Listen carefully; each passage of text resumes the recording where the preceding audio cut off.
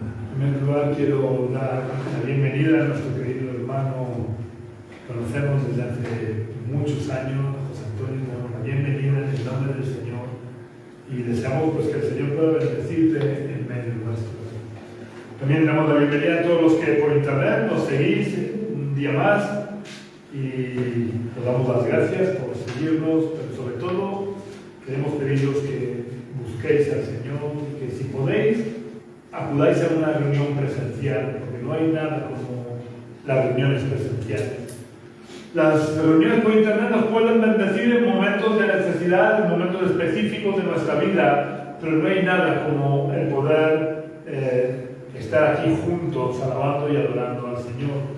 Así que vamos a orar para que Dios pueda hablarnos a cada uno de nosotros. Señor, yo quiero darte las gracias por el privilegio que me das un día más de poder compartir tu palabra. Yo te pido, Padre, que tú tengas control de mis pensamientos, de todo mi ser, para que a través de mí solo salga tu palabra, que es viva y eficaz y más cortante que toda espada de dos filos.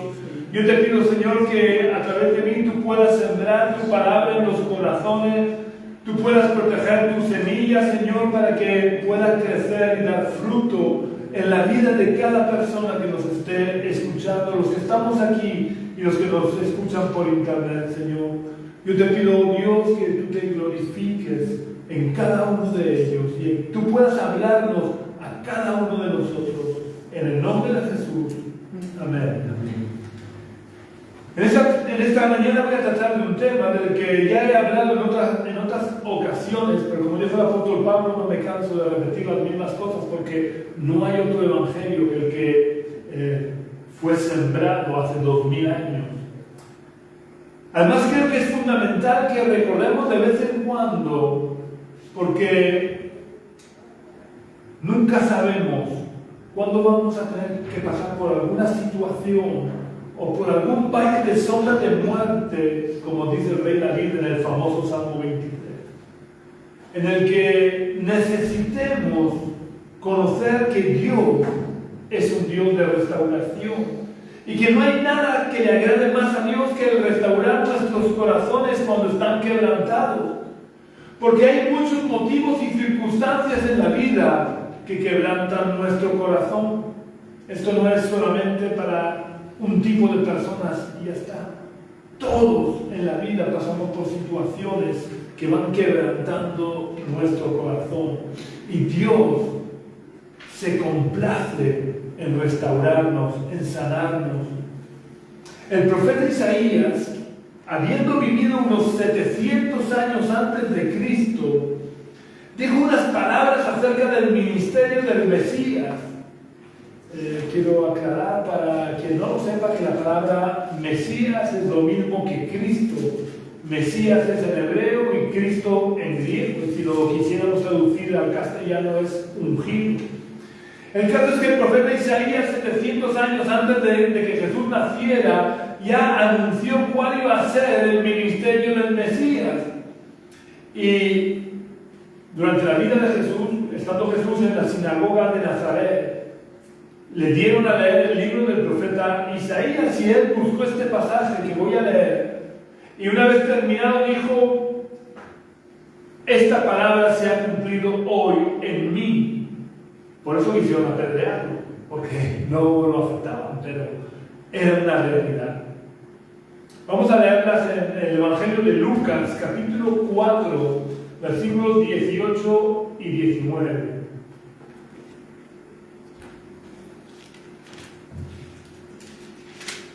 Lucas dice que cuando le dieron el rollo del profeta Isaías, Jesús empezó a leer diciendo: el Espíritu del Señor está sobre mí, por cuanto me ha ungido para dar buenas nuevas a los pobres, me ha enviado a sanar a los quebrantados de corazón, a pregonar libertad a los cautivos y vista a los ciegos, a poner en libertad a los oprimidos y a predicar el año agradable del Señor.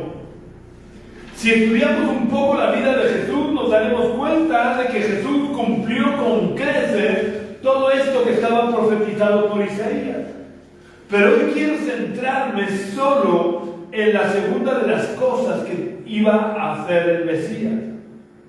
Me estoy refiriendo a que el Mesías o el Cristo iba a venir para sanar a los quebrantados de corazón. Quiero centrarme en este punto porque es una de las cosas que muchas veces nos pasan desapercibidas y solamente la persona que tiene el corazón roto, el corazón quebrantado lo sabe porque lo siente en lo más profundo de su ser. Pero el problema está en que muchas personas no saben a quién acudir y por tanto acuden a lugares equivocados en busca de ayuda o se quedan con el corazón quebrantado. Lo primero que necesitamos saber si tenemos el corazón quebrantado es lo que dice el autor de la carta a los Hebreos en el capítulo 13 y versículo 8, donde el autor de esta carta dice que Jesucristo es el mismo ayer, hoy y por los siglos. El hecho de que Jesús ascendiera a los cielos no cambia esta realidad.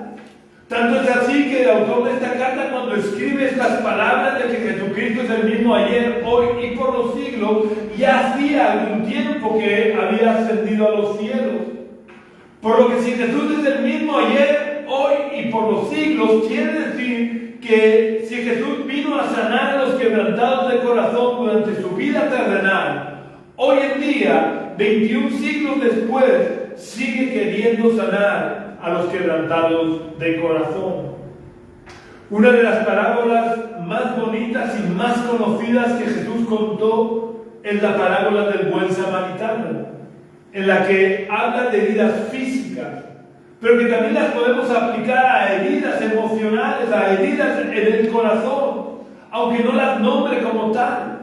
Esta parábola se encuentra en el Evangelio de Lucas, capítulo 10, versículos 30 al 35. Lucas capítulo 10.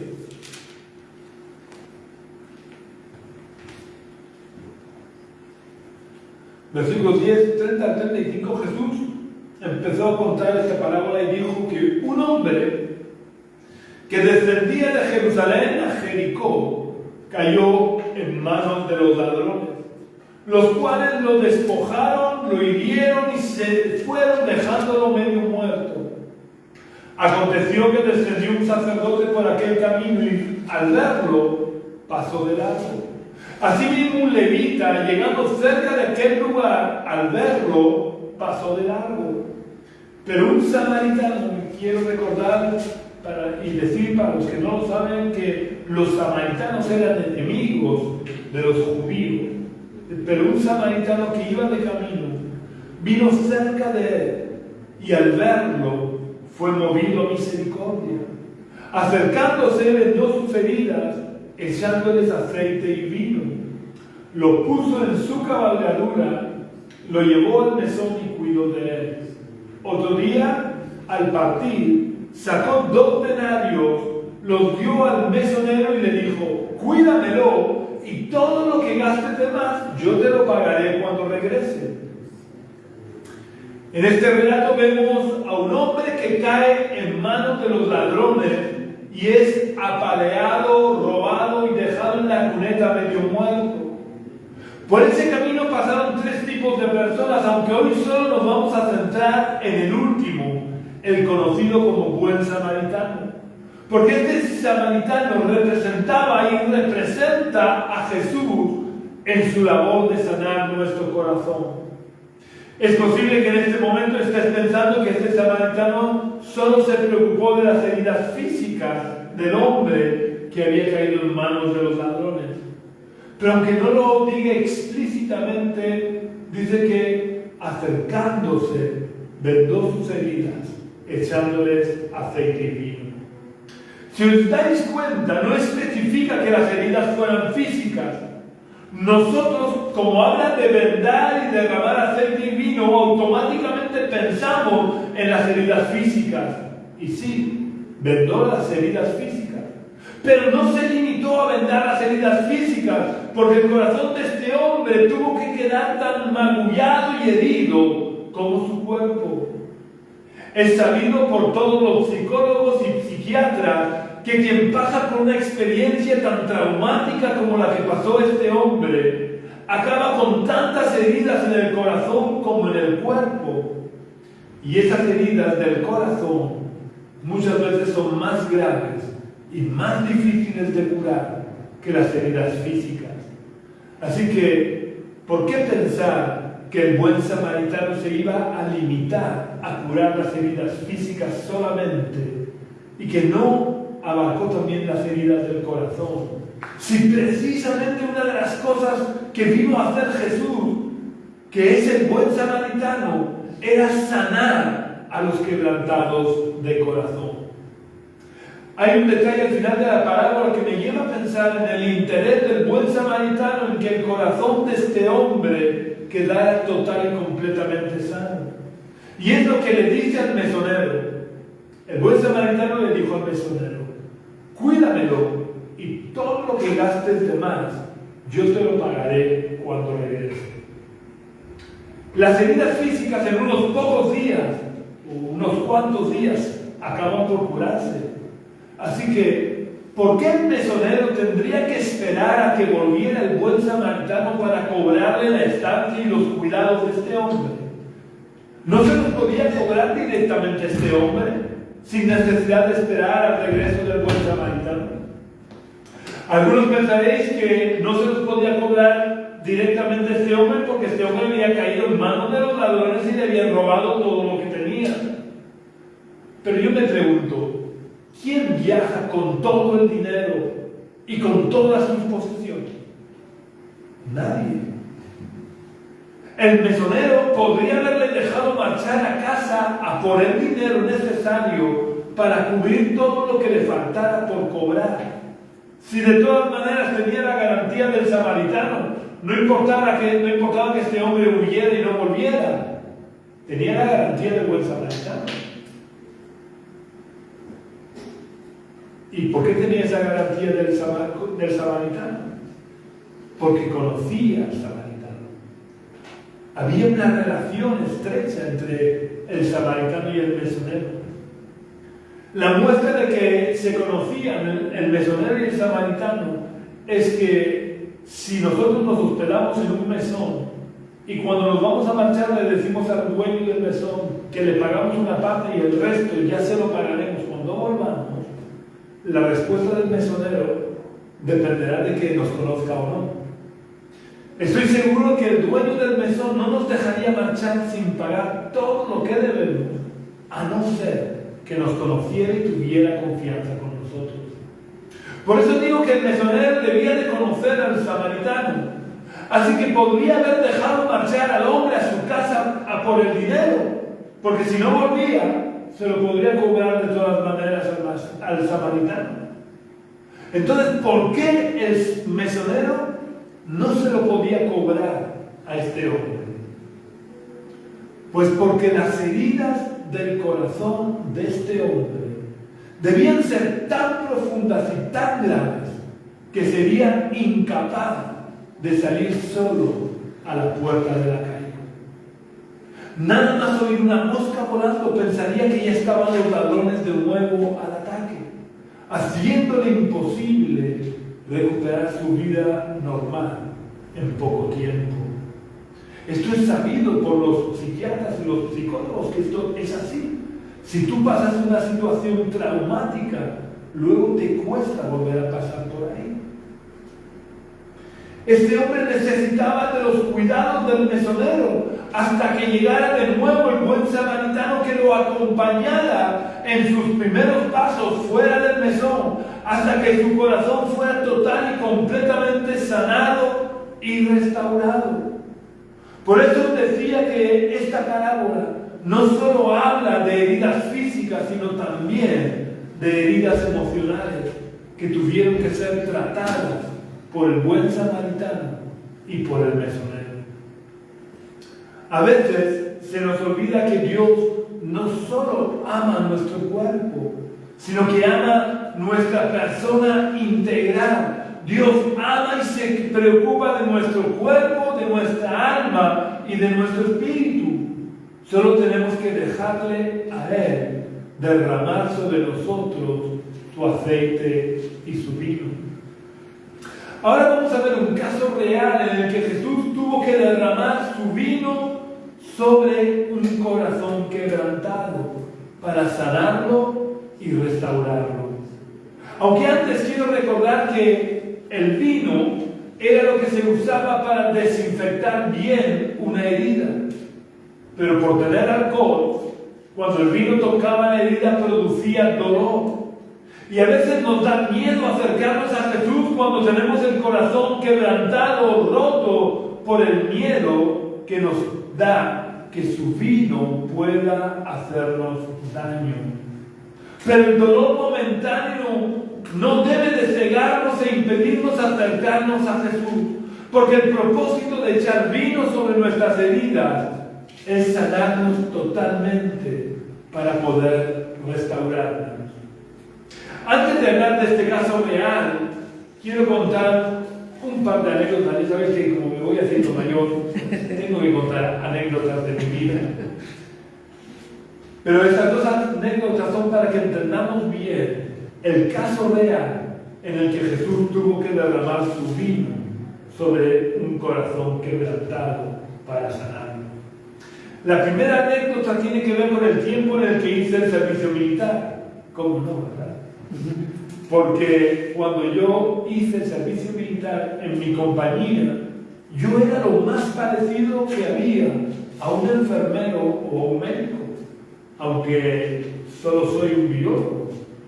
Pero como no había ningún médico ni ningún enfermero disponible en nuestra compañía, el capitán me envió al botiquín del acuartelamiento básica, porque evidentemente no me iban a convertir en médico, pero me enseñaron de forma básica todo lo necesario para poder ejercer de médico y enfermero cuando nuestra compañía salía de maniobra.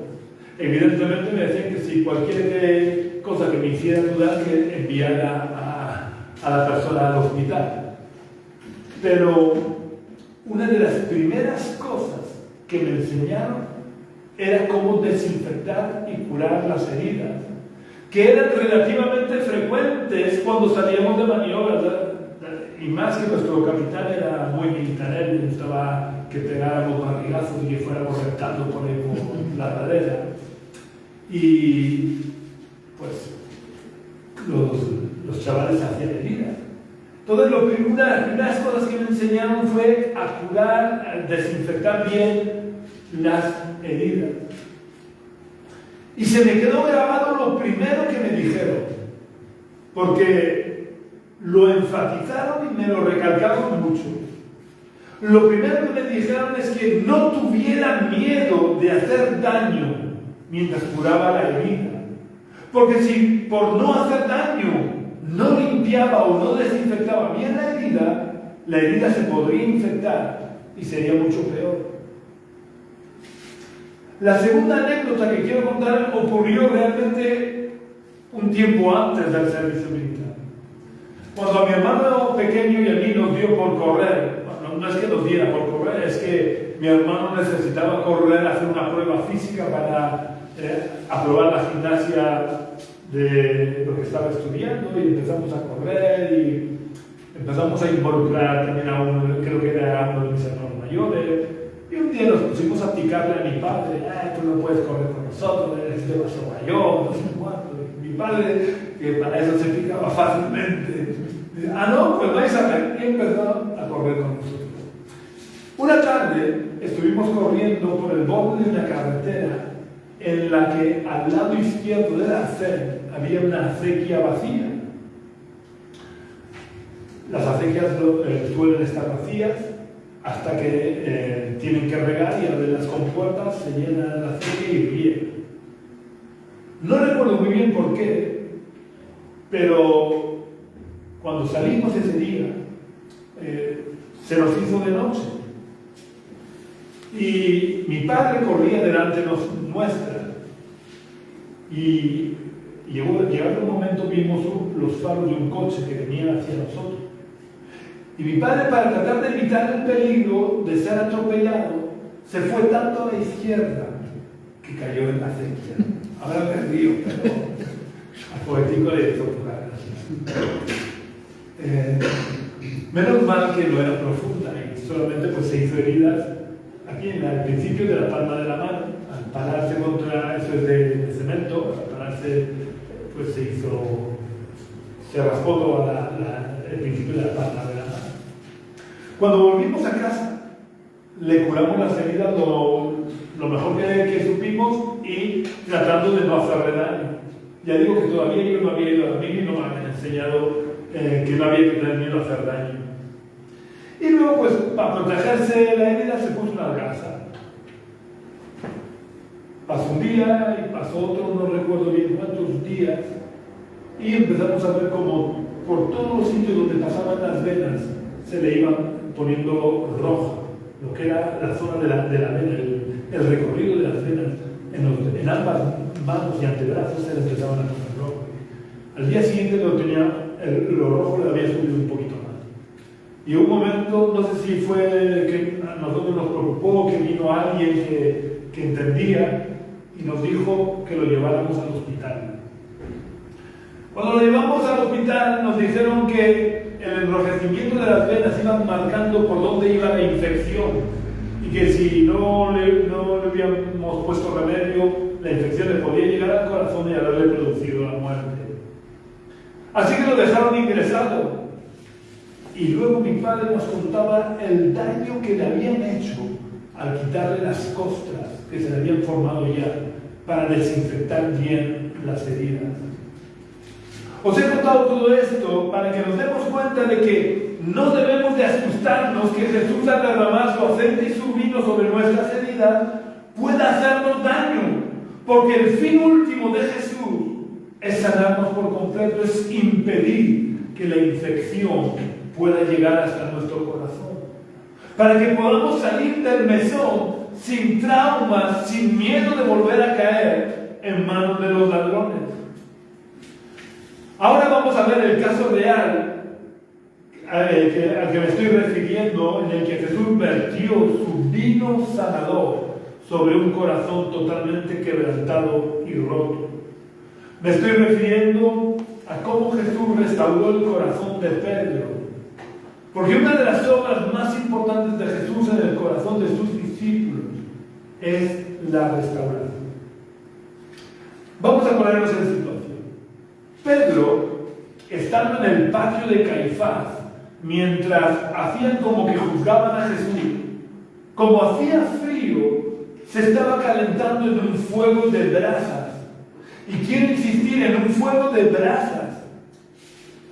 Aunque en castellano es difícil de saberlo porque en castellano simplemente ponen fuego.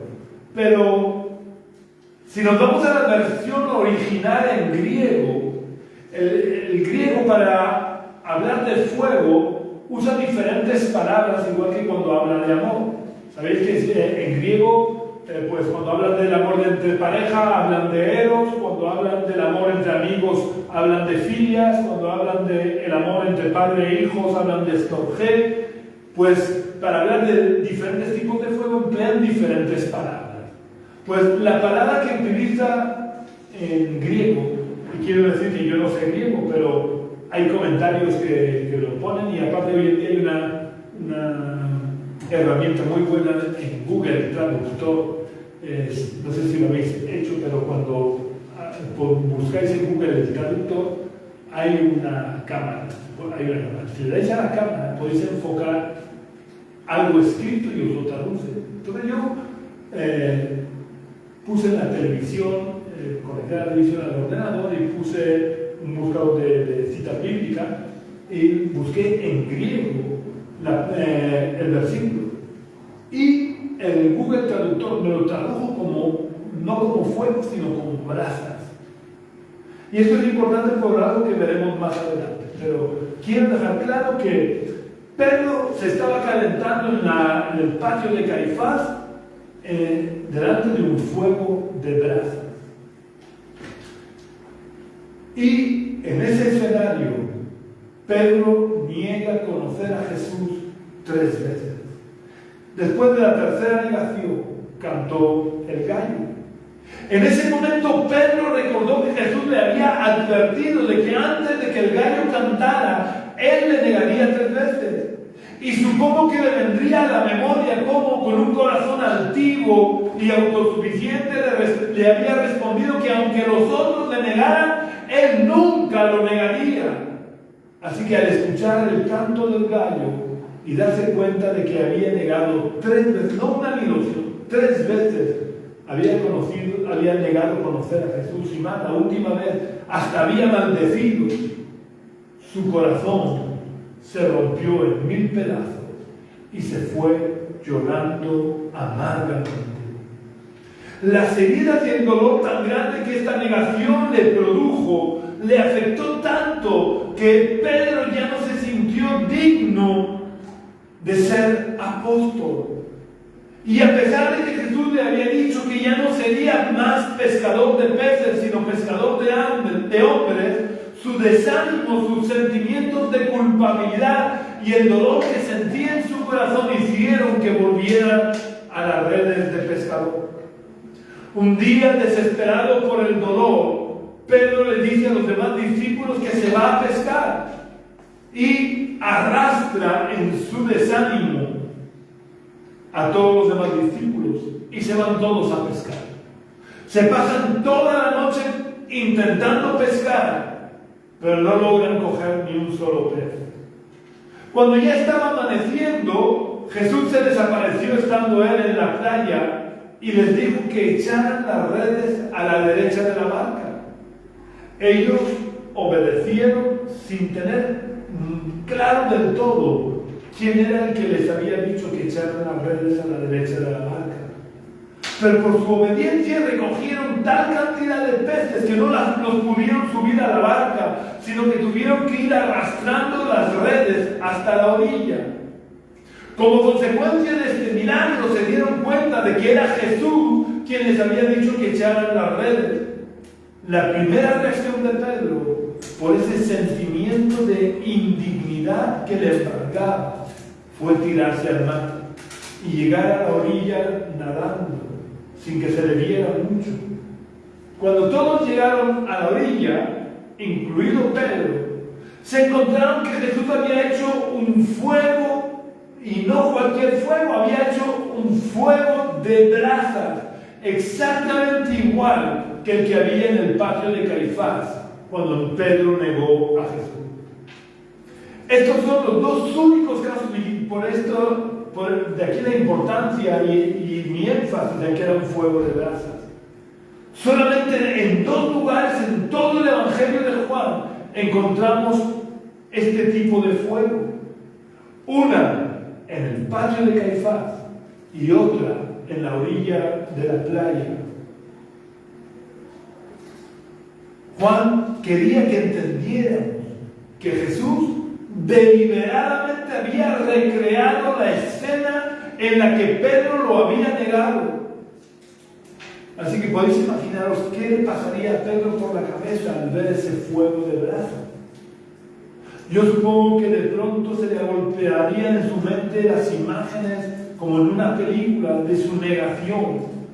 Y estando en el mismo escenario que en el patio de Caifás, con Pedro turbado por sus recuerdos, vamos a leer el diálogo entre Jesús y Pedro en Juan capítulo 21, versículos 15 al 17.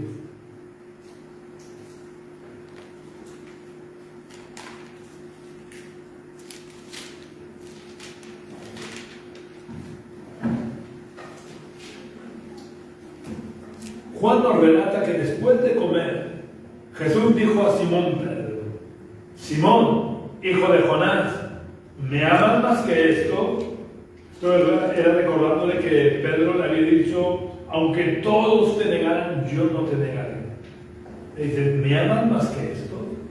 Le respondió Pedro: bueno, sí, Señor, tú sabes que te quiero. Él le dijo: apacienta mis corderos.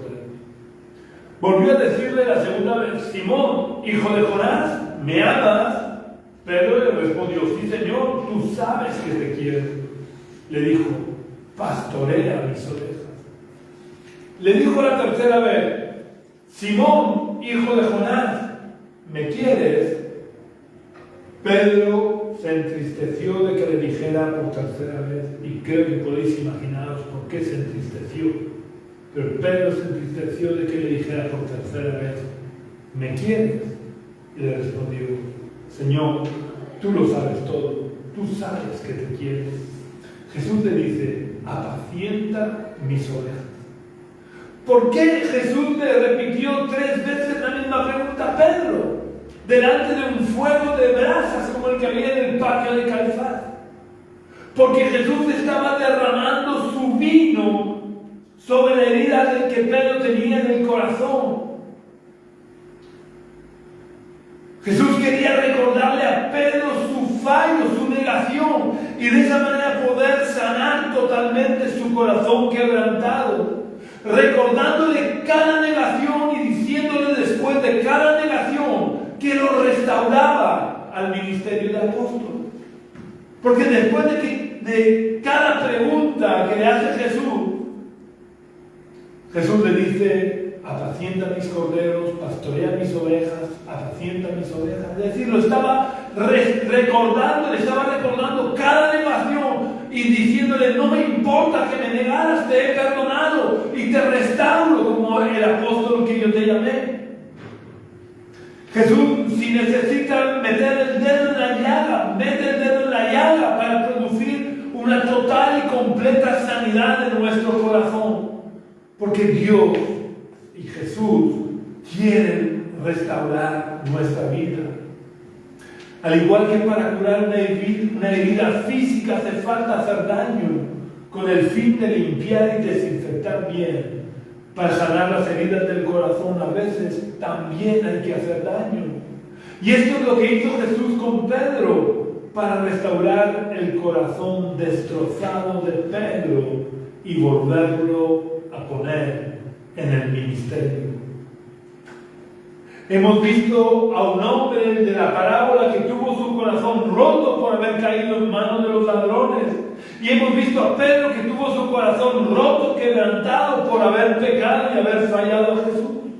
Pero en ambos casos Jesús sanó las heridas del corazón, porque para Jesús no hay corazón que no pueda ser sanado y no hay vida que no pueda ser restaurada. Solo tenemos que acudir a Él. Porque como dice el libro del Apocalipsis, en el capítulo 13, versículo 20, Jesús está a la puerta del corazón llamando. Él no va a violentar nuestro corazón y nos va a obligar a abrirle la puerta. Somos nosotros que debemos abrirle la puerta de nuestro corazón.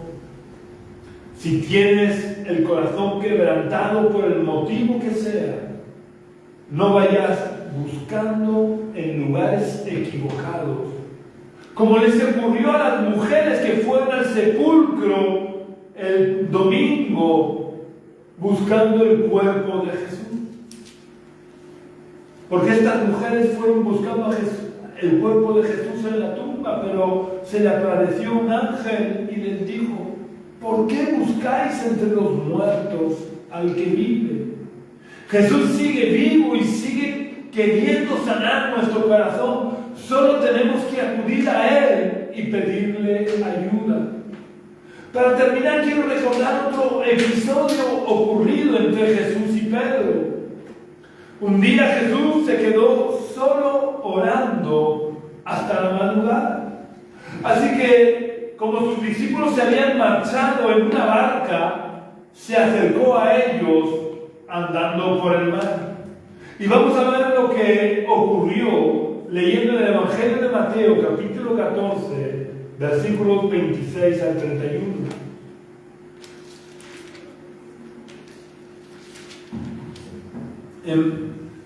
En Mateo capítulo 14, versículos 26 al 31, Mateo nos relata: los discípulos, viéndolo andar sobre el mar, se turbaron diciendo, ¡un fantasma! Y gritaron de miedo. Pero enseguida Jesús les habló diciendo, tened ánimo, soy yo, no temáis. Entonces le respondió Pedro y dijo, Señor, si eres tú, manda que yo vaya a ti sobre las aguas. Y él le dijo, ven. Y descendió Pedro de la barca, andaba sobre las aguas para ir a Jesús. Pero al ver el fuerte viento tuvo miedo y comenzó a hundirse. Entonces gritó: Señor, sálvame. Al momento Jesús, extendiendo la mano, lo sostuvo y le dijo: hombre de poca fe, ¿por qué dudaste? Lo que quiero resaltar es que cuando Pedro comienza a hundirse, está ya al lado de Jesús. Porque cuando Pedro clama, dice que Jesús, extendiendo la mano, lo sostuvo. Es decir, Pedro comienza a hundirse cuando está ya al lado de Jesús. ¿Y qué hace Jesús cuando ve a Pedro hundirse? No hace nada. Jesús espera a que Pedro clame: Señor, sálvame. Y en cuanto Pedro le pide ayuda, Jesús extiende su mano, lo agarra y lo saca del agua. A veces tenemos el agua hasta el cuello y no somos capaces de hacer como Pedro y clamar: Señor, sálvame. Y Jesús, que tiene la solución para sacarnos del agua, está esperando a que le pidamos ayuda. Porque como os decía antes, Él no va a forzar nuestra puerta, ni nos va a obligar a recibir su ayuda. Él está siempre dispuesto para que en cuanto clamemos, sacarnos del agua. Así que quiero preguntarte en esta mañana: ¿qué harás tú? ¿Te hundirás o pedirás ayuda al único que puede ayudarte? Si deseas la ayuda de Jesús, lo primero que tienes que hacer es clamar a Jesús y abrirle la puerta de tu corazón. Y para ayudarte a dar este paso, te invito a que cierres tus ojos por unos momentos y repitas la oración que voy a hacer, pidiéndole a Jesús que entre en tu corazón. Vamos a orar. Señor, yo reconozco que me estoy hundiendo en el mar del pecado. Y quiero clamar a ti, Señor, sálvame, porque reconozco que te necesito. Reconozco que por mi inteligencia, por mi sabiduría, por mis medios, por mis fuerzas, no puedo salir. Necesito tu ayuda, necesito que me agarres y me saques. Por eso yo te abro la puerta de mi corazón y te pido, Señor, que tomes el control de mi vida. Te entrego mi corazón, te entrego mi mente, te entrego todo mi ser, para que tú reines y gobiernes sobre mi vida. Que desde hoy y para siempre yo pueda dejarte a ti tener el control de mi vida y yo pueda obedecerte en todo. En el nombre de Jesús. Amén. Si has hecho la oración, no dejes de buscar una iglesia donde se predique de verdad el Evangelio y no tradiciones humanas. Y te unas a ellos, porque todos los cristianos formamos parte de un cuerpo, la iglesia. Y los miembros de un cuerpo no pueden vivir aislados como llaneros solitarios. Nos necesitamos los unos a los otros, por eso te invito a que puedas buscar una iglesia donde se predique de verdad el Evangelio y te puedas unir a ella. Y si no has hecho hoy la oración, no dejes de aceptar a Jesús en tu corazón y de arrepentirte de tus pecados, porque tal vez mañana sea demasiado tarde. Nadie sabemos si vamos a estar vivos o no. Como recuerdo algunas veces, hace casi 6 años, yo estaba bien y de pronto me dio un hijo. Y podría estar en este momento en la presencia del Señor. Yo sé que estoy en la presencia del Señor, pero ¿sabéis a qué me refiero? Que podría estar en el cielo en vez de aquí. Nadie sabemos qué es lo que nos deparará el mañana. Por eso hoy es el día de salvación. Hoy es el día que debes hacer la oración, invitando a Jesús a entrar en tu corazón. También quiero pedirte, si te parece bien, que puedas compartir este culto en tus redes sociales para que el Evangelio se pueda extender. Y ya sabéis también que si queréis contactar con nosotros, si queréis visitarnos, si queréis compartir el culto de forma presencial con nosotros, podéis venir a la calle Río Júcar, número 19 del barrio de los Dolores de Cartagena. que es el lugar donde nos congregamos para alabar y adorar a Dios, los domingos a las 11 de la mañana. Si queréis venir, seréis muy bienvenidos, aunque por motivos de estas fiestas, el domingo que viene no vamos a tener culto presencial aquí. Yo colgaré en internet, en la página de Facebook, colgaré el enlace para que podáis participar del culto en el que iremos nosotros, que es el culto de la iglesia del puerto de Sagunto. Si queréis compartir con nosotros un culto presencial, el próximo culto presencial será el domingo 15 de diciembre. Ya sabes también que puedes contactar conmigo a través del teléfono que figura en esta página de Facebook de la Iglesia Génesis, preferiblemente por las tardes, porque por las mañanas trabajo. También podéis visitar nuestra web, que es iglesiagenesis.gintofree.com. Iglesia Génesis se escribe tal cual suena, sin acentos, sin mayúsculas, sin espacios. Gintofree, deletreado JIMDOFREE.com. Que Dios te bendiga grandemente. Un abrazo muy fuerte. Hasta dentro de 15 días, si Dios quiere.